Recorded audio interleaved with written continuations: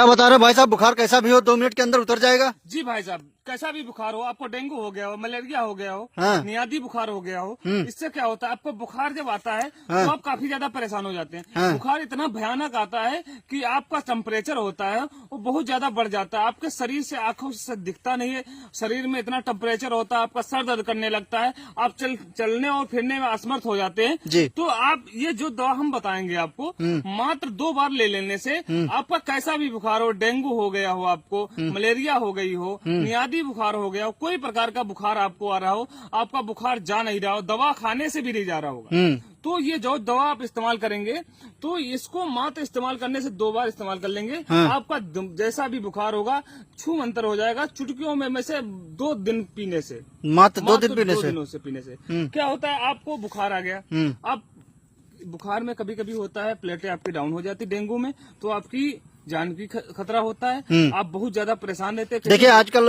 मच्छरों की वजह से कई प्रकार का बुखार चल रहा है, जैसे डेंगू हो गया, मलेरिया हो गया, कई प्रकार का बुखार हो रहा है। कोई कोई तो ऐसा इतना तेज बुखार आ रहा है कि डॉक्टर के वहां तक पहुंचो तो वो बोलता है इसको नहला के लाओ, लेकिन फिलहाल तो हमारी समझ से नहलाना नहीं चाहिए, सिर्फ पानी से धो देना चाहिए। बिल्कुल सही बताएं आप।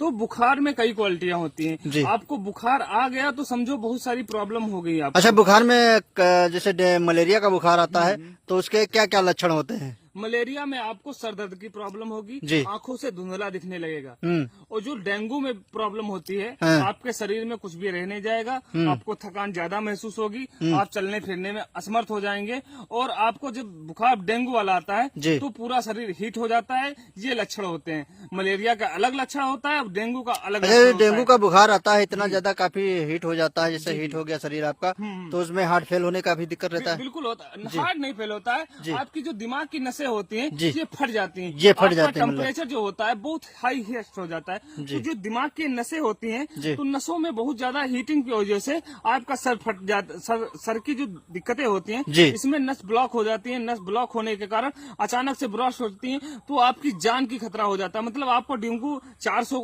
पॉइंट पहुंच जाएगा, मतलब 400 हीट हो जाएगा।